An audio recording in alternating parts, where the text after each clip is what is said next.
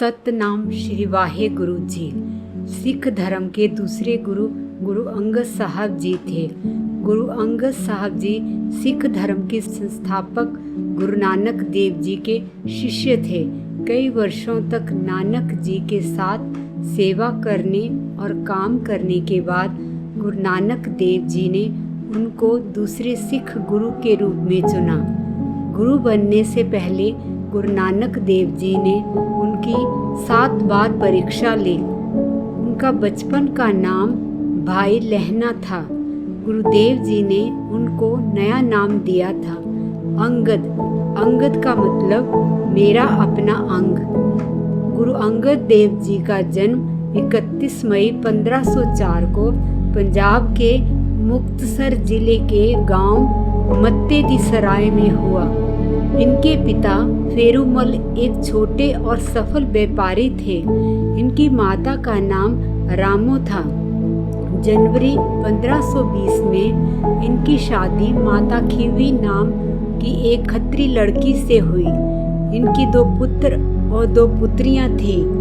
इनका पूरा परिवार बाबर की सेनाओं के आक्रमण के डर से अपने पैतृक गांव को छोड़कर खंडूर साहब में बस गया, जो कि तरन तारण के पास व्यास नदी के किनारे स्थित है। उन्हें खंडूर निवासी भाई जोधा सिंह से गुरु दर्शन की प्रेरणा मिली। एक बार उन्होंने गुरु नानक जी का एक गीत सिख भाई को गाते हुए सुन लिया। इसके बाद उन्होंने गुरु नानक देव जी से मिलने का मन बनाया। गुरु नानक देव जी से मिलने से पहले गुरु अंगद साहब जी माँ दुर्गा के उपासक थे।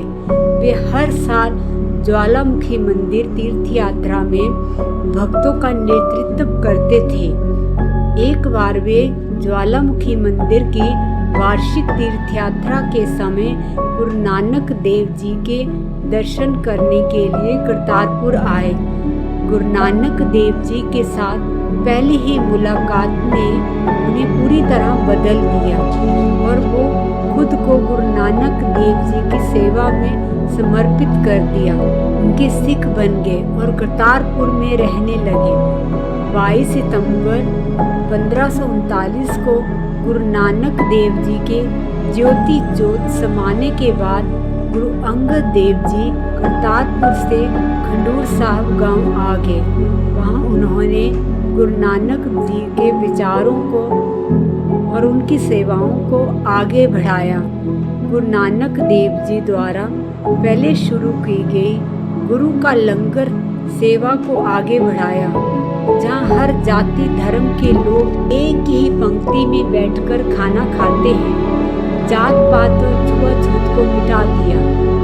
उन्होंने पंजाबी लिपि के अक्षरों में सुधार करके गुरुमुखी लिपि नाम से नई वर्णमाला शुरू की। ये जल्द ही लोगों में बहुत लोकप्रिय हो गई। उन्होंने बच्चों की शिक्षा में रुचि ली और कई स्कूल खोले। युवाओं के लिए उन्होंने मल अखाड़े की परंपरा शुरू की, जहाँ शारीरिक और आध्यात्मिक दोनों ही अभ्यास होते थे। उन्होंने भाई बालाजी से गुरु नानक देव जी के बारे में तथ्य एकत्रित किए और गुरुदेव जी की पहली जीवनी लिखी। उन्होंने 63 श्लोक भी लिखे, जिन्हें बाद में गुरु ग्रंथ साहब में शामिल किया गया। गुरु अंगद देव जी ने गुरु नानक जी द्वारा स्थापित सभी महत्वपूर्ण स्थानों और केंद्रों का दौरा किया। इस प्रकार सिख धर्म को और मजबूत किया। इसके लिए उन्हें अनेक मुश्किलों का सामना भी करना पड़ा। गुरु अंगद देव जी ने गुरु नानक देव जी के उदाहरण का अनुसरण करते हुए अपनी मृत्यु से पहले श्री अमरदास जी को अपना उत्तराधिकारी मनोनीत किया। उन्होंने गुरु नानक देव जी से प्राप्त सभी पवित्र ग्रंथ गुरु अमरदास जी को भेंट किए।